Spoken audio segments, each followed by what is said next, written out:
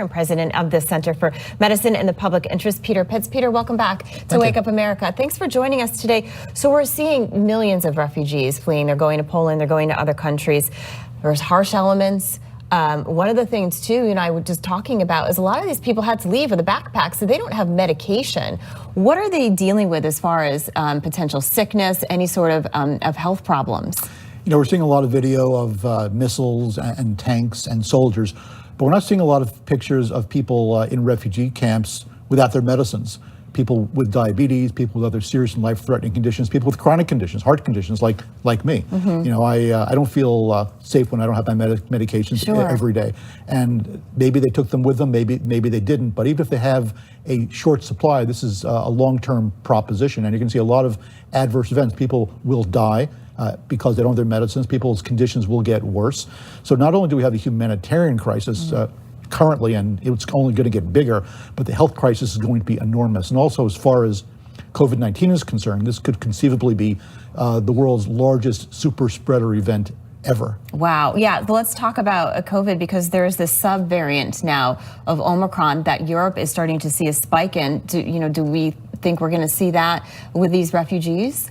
Well, it's already prevalent in Europe. We're seeing it here in the U.S. big time, and it's absolutely going to be the primary driver of COVID infections among Ukrainian refugees. Now, clearly, they have much more important things to worry about than dealing with a subvariant of COVID that's going to give them the sniffles and a headache for a couple of days. Mm-hmm. But it's important because you don't want a sick population. You certainly don't want a sick population where you have a huge part of that group being people who are already ill with pre-existing conditions without their medications. You have older people who are under a great deal of stress, and this all leads to very bad places. Yeah, I mean, because you look at these refugee camps too. It's not the best conditions.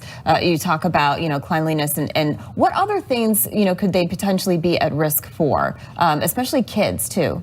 Well, any type of chronic disease or a disease that has easy spread via infections. Cholera in the past has been a huge problem in refugee camps. And you mentioned kids. Obviously you have a large number of women and very young children. Children, among other things, are little incubators when it comes to viruses and not just COVID. So you don't want people who are already under a lot of mental stress, who are without their medications, who are having poor nutrition, having added to their burden, some type of viral infections that can really only cause more and more severe problems. Yeah, you bring up a good point, because not only is there, physical stress where you're potentially sleeping on a cot with a room full of people, but you also, and you have, cold temperatures, but you also have that mental, and the mental part really does play a part as far as your immune system too. Oh, it certainly does, and I think that it's important for us to know that this is not just a Ukrainian situation. You have refugee problems and wars, all around the world where these types of things happen, but it doesn't really hit the mainstream media. We don't think about it. Right. And now we are, because ultimately, this is Europe. It's relatively close to home relative to a U.S. perspective, and we want to recognize what's happening and help to solve it. Yeah, I want to pivot now a little bit to Moderna. They are seeking approval for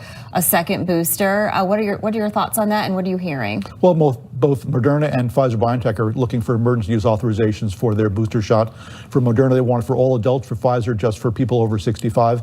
And I think that's great, but we don't want to get ahead of ourselves. There are many more important things relative to addressing COVID-19 that are more important than the boosters. So I want to make sure that we still focus on vaccinations. We still want to focus on taking our masks off, because if we want to take our masks off, we have to put our thinking caps on. Yeah. And we can't just spend our time talking about booster shots. I agree. And being healthy, right? That's a big part too. Take care of yourself, get some sunlight, exercise, and eat right. That can help too. It helps a lot. It does. All right, Peter Pitts, thank you so much for joining us again. And plenty more still to come on